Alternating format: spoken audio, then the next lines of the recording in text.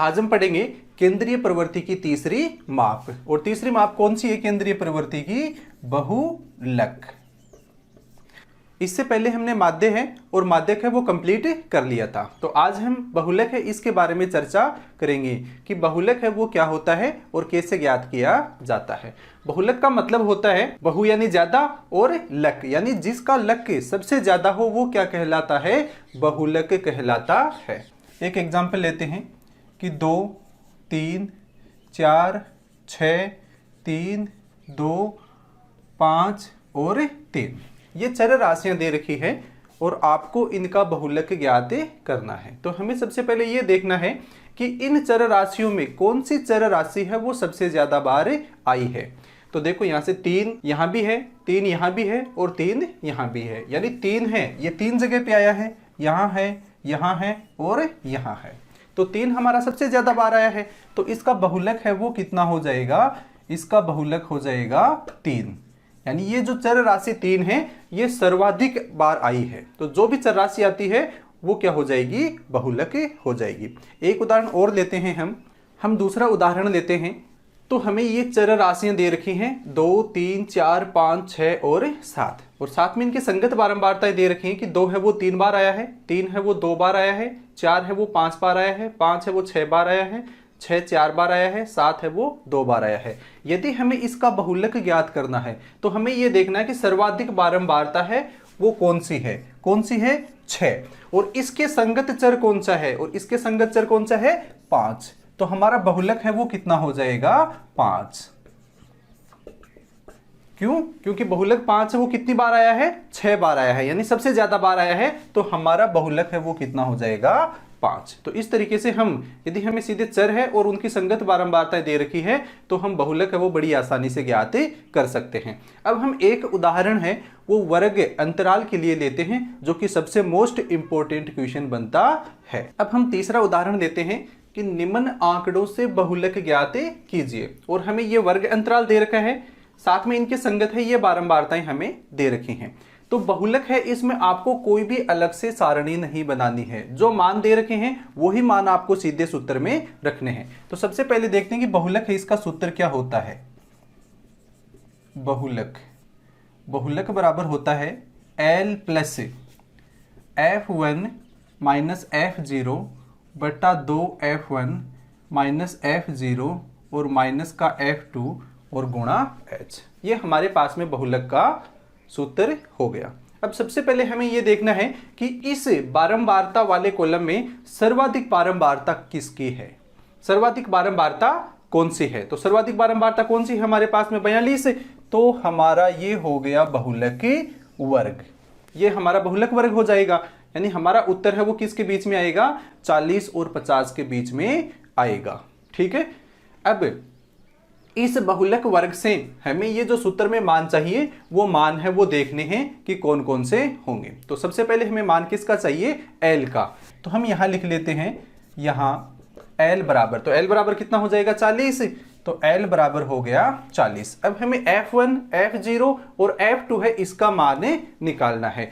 यानी ये जो बारंबारता वाली सारणी है इसमें से हमें F0, F1 और F2, तो जो बहुलक वर्ग है इसकी संगत बारंबारता है वो F1 कहलाती है, इसके ठीक ऊपर वाली F0 कहलाती है और इसके ठीक नीचे वाली कौन सी कहलाती है?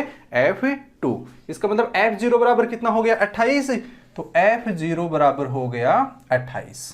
F1 बराबर कितना हो जाएगा? 42 और F2 बराबर कितना हो गया? 20। F2 बराबर हो गया 20। अब हमें H भी चाहिए तो हमें वर्ग अंतराल देखना। तो 20 से 30, 30 से 40, 40 से 50, तो वर्ग अंतराल कितना? 10 10 का है। तो H बराबर कितना हो जाएगा? 10। अब हमारे पास में सभी मान आ गए हैं तो इन मानों को हमें सूत्र में रखना है और सरल करना है।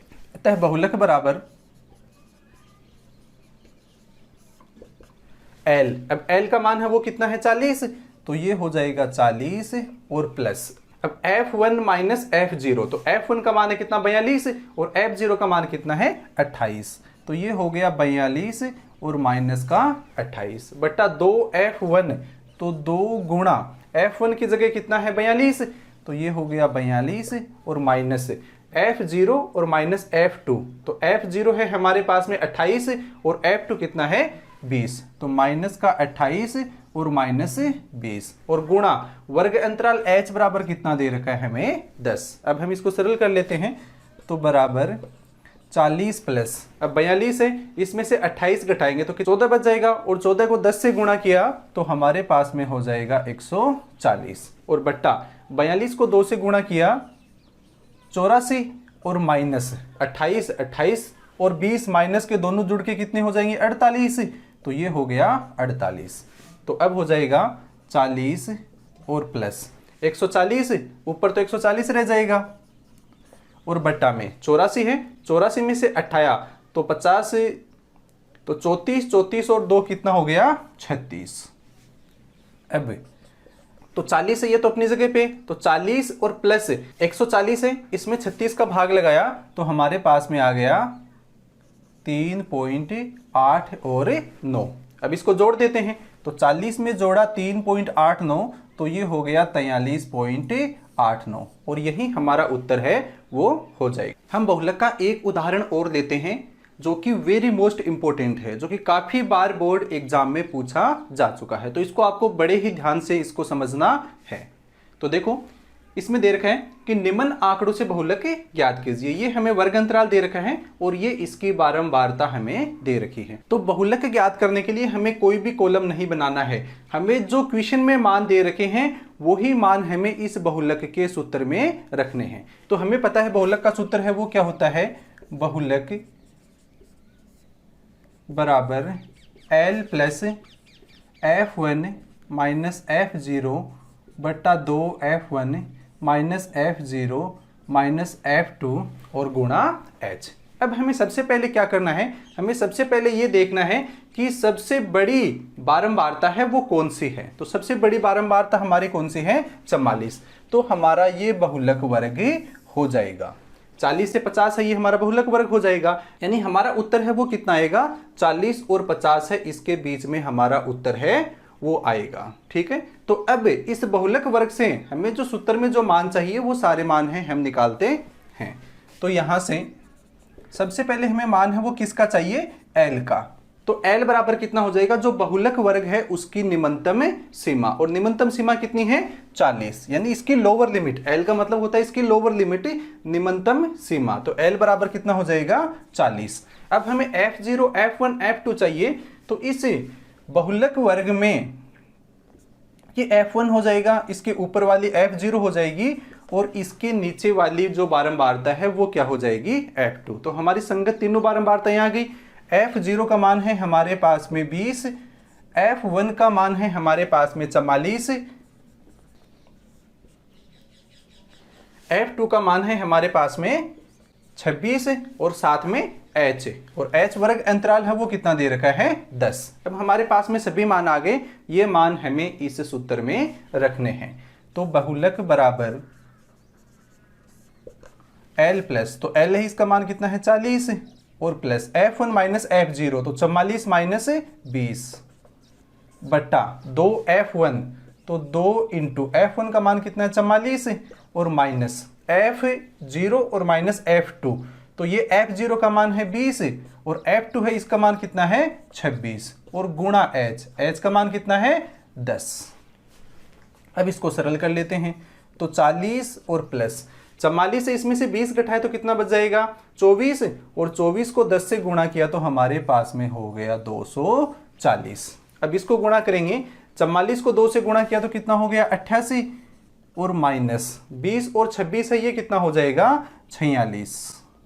अब इसको सरल कर लेते हैं, तो 40 और प्लस 240 अपनी जगह पे है और बट्टा 88 है, इसमें से 46 घटा दिया तो हमारे पास में कितना बच जाएगा, देखो 8 इसमें से 6 घटाया तो 2, 8 इसमें से 4 घटाया तो 4, तो कितना हो गया 42। तो अब हमें सरल करना है, 240 है इसमें भाग लगाना है कितने का 42 का, तो 240 है इसमें भाग लगा दिया 42 का, तो देखो 6 बार भाग लगाएंगे तो 240 से ऊपर चला जाएगा, तो कितनी बार जाएगा 5 बार। अब 5 इसको गुणा किया तो 5 दूनी 10 और 5 चौके 20, 20 और 1 21, 0 में से 0 घटाया 0, 4 में से 1 घटाया तो 3 अब हमारे पास में 30 है, आगे कोई अंक नहीं है, तो अपनी तरफ से अंक लगाएंगे तो यहाँ दशमलव आ जाएगा।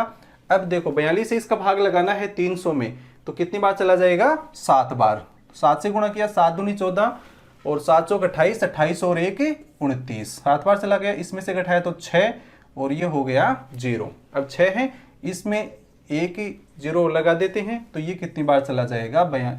42 एकम 42। तो हमारा कितना आ गया? 240 में भाग लगाया 42 का, तो ये आ गया 5.71 और इसमें जोड़ेंगे तो कितना आ जाएगा? 45.71 और यही हमारा उत्तर है, वो हो जाएगा। मैथ से संबंधित वीडियो देखने के लिए हमारे चैनल को लाइक करें, शेयर करें एंड सब्सक्राइब करें।